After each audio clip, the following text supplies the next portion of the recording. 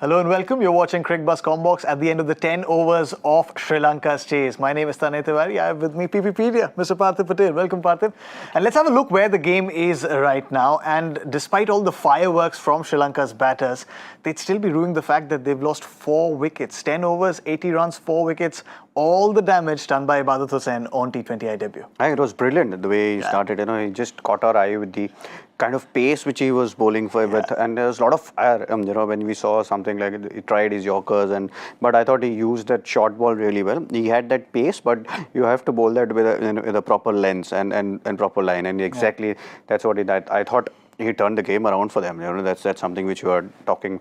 They were 44 for no loss in 5 overs, and he came in and took a couple of wickets. And in three wickets in the 2 overs that he bowled. It's brilliant. So brilliant. I think someone probably, if someone who has turned the game around for Bangladesh is Ebadot Hossain. So surprised that he's played 17 Test matches and has not played a T20I. It is now, if he bowls like this, why haven't you picked him, Bangladesh? That's exactly. But it's surprising to see, but it's good for Bangladesh. I think they're in a great position here.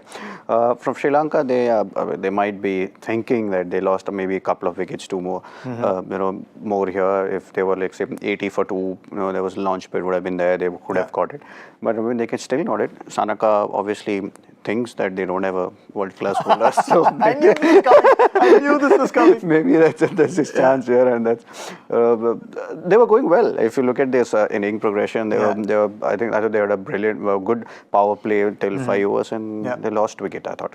But now all relies on Kusal Mendis, who's had 3 lives. Once Mushfiqur dropped him, then Mushfiqur caught him. That was a no ball, and then again he was dropped. So it's all happening. He was caught, but they didn't go for DRS. They didn't go for the DRS.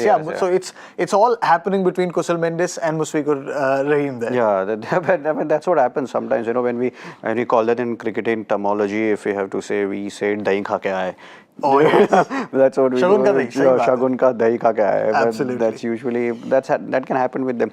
It's your day. It's your day. I think Kusal Mendis just try and probably hit 4 or 6 every ball. I think when you know that it's your day, you just try and back yourself and play as many shots as possible. उस दही की लस्सी बनानी है कुल मिला के. But if you have a look at Bangladesh's bowlers, I mean, the power play was very good for Sri Lanka, and it seemed like they were leaking runs. Mahdi Hassan especially there, giving 14 runs in his over. But all that difference was made by Ebadot Hossain, but also the way, I mean, of course, Ebadot has 2 left, PP, but Taskin, the way he's bowling, he's complementing him really well. He did. I think the way he bowled at 9th over, I think the ball was still swinging.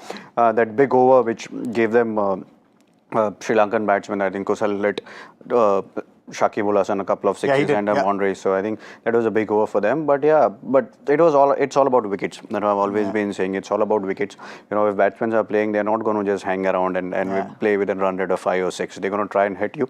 And as a bowling side, you have to start taking wickets. Once you take wicket, the run rate anyways automatically comes down, and that is what has happened in this inning for Sri Lanka. Correct. So let's see who is still to bat for Sri Lanka. Of course, Dasun Chanaka, the captain, and Kusal Mendis are batting out there. There's Vanindu Hasaranga, Chamika Karunaratne, who had a great game last time around. And then, of course, you get into the bowlers. So they still have the firepower, but you say Kusal Mendis holds the key here? Yeah, that's what happens. If you want to chase big targets, you want your, say, an opener or a batsman who is set to play through, and then everyone else just try and plays with a better run rate or a better strike rate, which we talk about.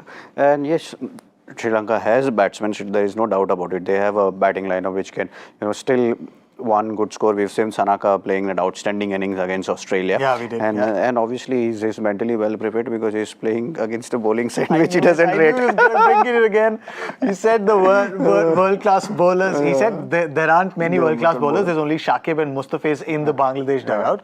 So I think Bangladesh are saying, okay, play Ebadot, play Taskin. But right now, the current equation is, of course, Sri Lanka need 99 from 58 deliveries. You'd say edge is with Bangladesh, and it's their game to lose. Yeah, more than the edge. I think they're just a wicket away from here.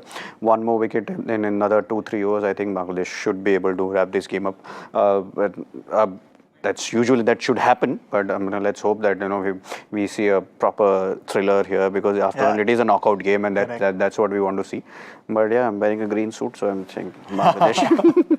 All right, so Mendis has just survived a run out. Dasun Chanaka has been hit on the helmet by Taskin, so it's better we get going. We see what's happening in the game. We'll, of course, meet you at the end of the game, or whatever the result, with Cricbuzz Live. That's all in this installment of Cricbuzz Comm Box. Thank you, PP, for joining us. Thank you to all of you as well. We'll see you on Cricbuzz Live.